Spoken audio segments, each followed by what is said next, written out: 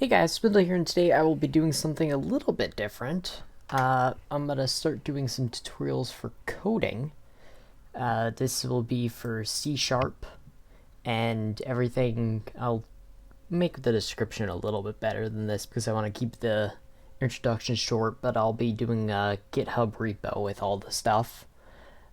So yep, this one's just gonna be a quick introduction. I'm using Visual Studio. You guys can use Visual Studio Code. So that's about it. We're gonna start. I'm just gonna quickly. This is gonna be a very quick introduction. Currently with Net 6.0, I think it is. Yeah, I think that it's 6.0. They made it to where you can do something called. Hold up, let me get the name of it really quick. It's called top level statements. For those of you who know coding, that's like Python. I'm not a fan.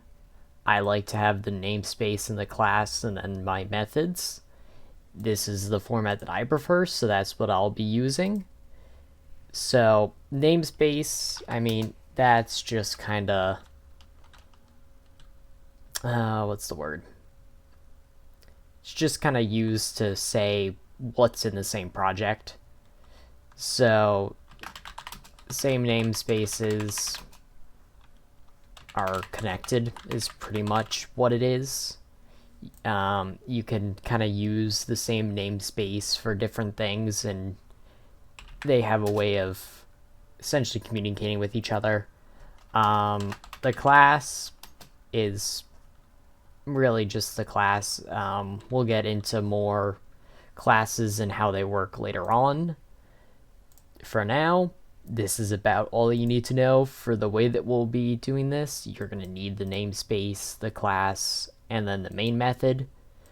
So the main, this just runs the program at the start, no matter what. Normally for Python, you would, I'm typing this in Python. You basically just make, and then if I can do this, and then after that you would just do this. That's how Python does this. It has the same purpose, just this automatically happens, and I prefer it this way. So then down here, this is line of code. Basically what this does is, we can write this out a little bit more. There we go. So this is going from the system package into the console package, and then it calls one of the functions that's in console. You don't need the system here. It's built in to where it will do that automatically. You can just leave it as console.writeLine, but this just writes a line to the console, which if we run, once it loads, you'll see right here, it runs. So, easy peasy. And I just realized that I'll have to edit out a bunch of stuff because it brings stuff in. Alright, so a couple of things that we can do. We have it to where we can write a line, super easy. Another thing that we have, and I'm going to go into what this is in another video. So all that you guys need to know for this is declaring a string variable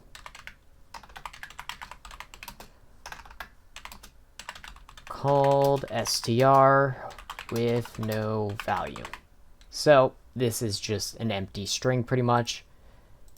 It has no value to it as of now. We'll be using that in a second. So along with writeLine, you have the option to readLine. And what that does is it will read a line of code, or read a line from the console. I'm going to add one of these at the end so that doesn't bring up my file path again, hopefully. So this will read input from the console. Now, all that does is it'll read it and then it gets thrown away.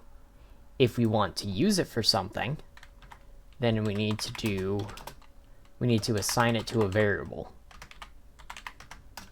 So now it'll be put into this variable and then we can use it. So this reads line from console and puts it into a string variable. And we'll go over variables and operations in the next video. Also, a quick note for up here. It goes basically from when the user starts typing until it reads \n, which is new line. So, also known as enter. It's just the computer reads it as \n, so it'll go from whatever you started typing till it reads a \n, and that's what will be stored. And a quick note here is there is an error. The warning doesn't mean much. We just aren't doing proper error handling, which will be messed with later. Also, it's kind of useless as the solution that they try and give you is basically just to do the top line statements. So, won't really help much. So, now that we have the read line into a variable, we can now do write line, and we can put str in here, our string variable from above. So this will write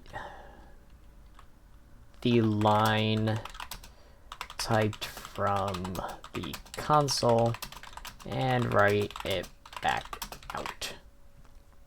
So pretty simple.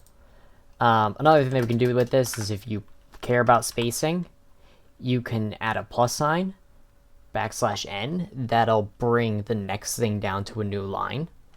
This is called concatenation. You can do this with strings, you can do it with ints, there's a bunch of stuff that we'll go over.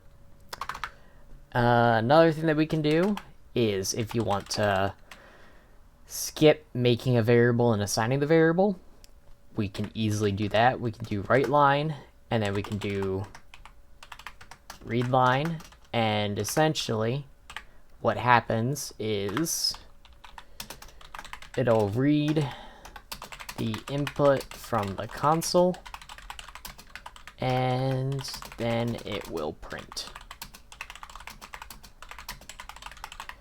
The innermost functions get called first.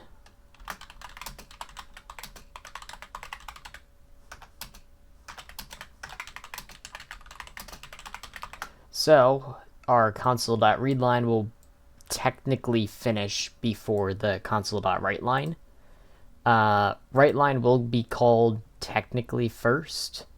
However, the one that will actually finish first will be the read line, and then whatever comes from the read line will get passed into write line. So it's essentially the same thing as using a variable, except we're cutting out the variable. It just makes it to where you can condense the code a little bit more. So if we run our code, hello world, we can type in hi, and then as you can see, because it's from the first one right here, we did nothing with it, it won't print. So now let's try it to where we'll be putting it into a string.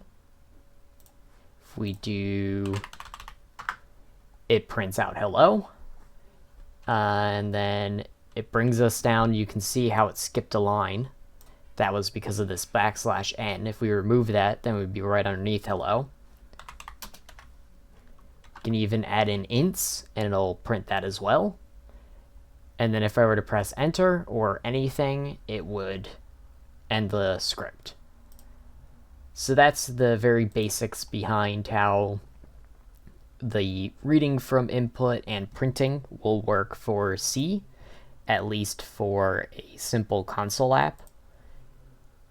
Normally, we would have to add some imports up here. You guys will see that once I start for the next video, as I'll have to make a new file. But this is the very basics. We'll get more in depth. I'm planning on doing stuff with variables and basically just the different ways to declare them and such. So we'll get into that in the next one. If you guys have any questions, leave them down in the comments and I'll answer them there or add them to next video. And we'll just see how this goes. But hope you guys enjoy. Hope you guys are slowly going to be learning some stuff, and I'll see you guys in the next one. Bye.